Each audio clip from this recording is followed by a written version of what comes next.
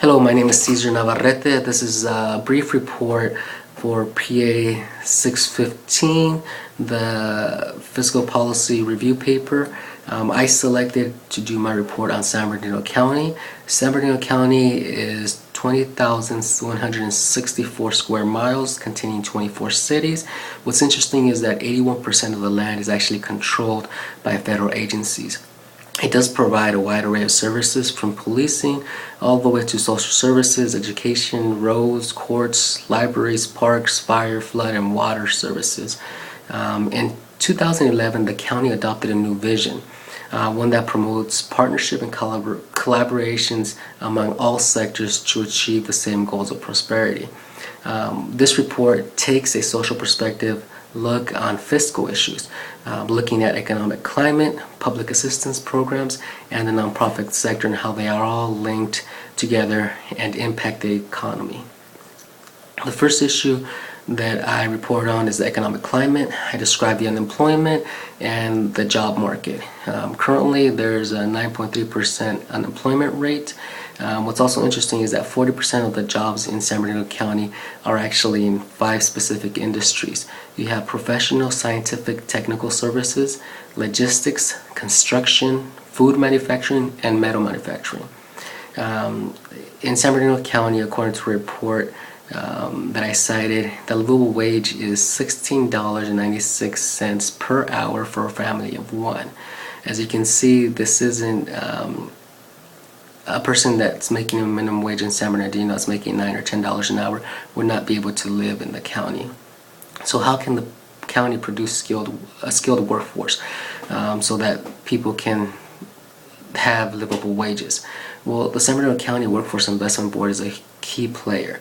They already have quite a few programs, but I'm advocating for developing formalized agreements with institutions of higher learning so that they can prepare or better prepare individuals for the labor market, specifically in those 5 sectors identified.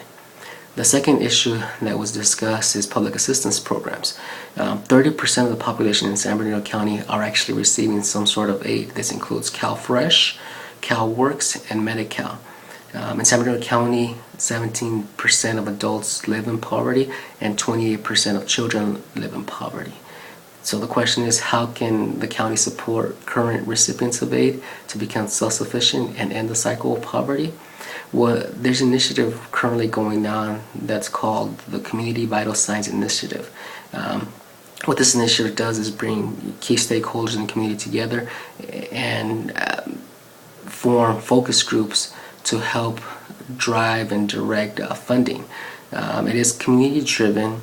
The goal is that the research from these particular meetings will allow the county to take action on policy, education, and environmental issues to promote systemic change.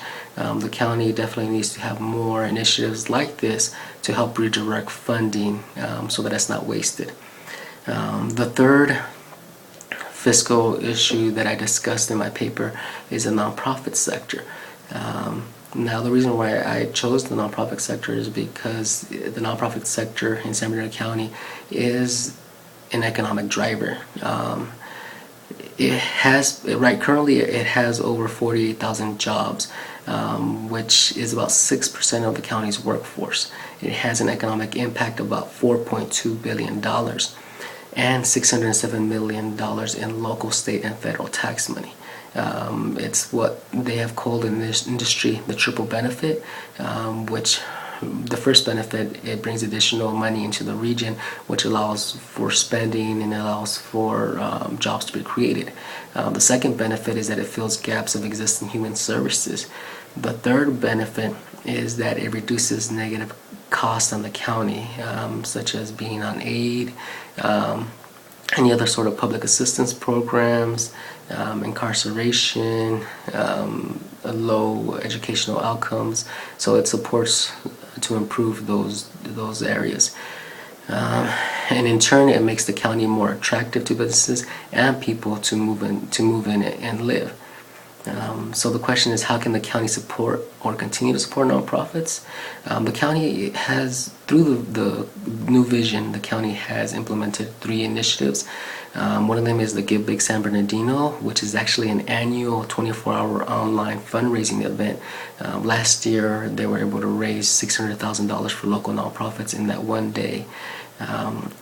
Through the Give Big San Bernardino, the county was able to facilitate trainings for nonprofits to increase their capacity and to train on fundraising techniques and using social media. The second initiative is the Grant Development Initiative. This initiative supports improved coordination, communication, and collaboration among businesses, government, education, and health institutions, and of course nonprofits, so that they can apply for private and public funding as through partnerships, and in turn bringing in more funding to the county. The third initiative is expanding nonprofit excellence in the Inland Empire Project, which positions nonprofits to attract new investors and helping them build their capacity to better serve the community. In conclusion, the San Bernardino County has begun to recover from the recession. The development of the county initiative has really paved the way for how business is conducted in the county. No longer do sectors operate in just silos. The vision has and continues to promote partnerships to ensure the economic prosperity of the county. This report took on a social perspective approach to discuss community indicators that affect the economy and really looked at how all sectors are truly linked in securing the economic future of the county. There is a lot more information in the paper that goes over all the details that I briefly discussed here, but overall within the last 5 years you can see that San Bernardino County is continuing to recover, and I believe that the county vision and its implementation has been one of the driving forces and mechanisms behind it. If the county continues to collaborate with all sectors, then I can definitely see how the county will improve its economic future. Thank you.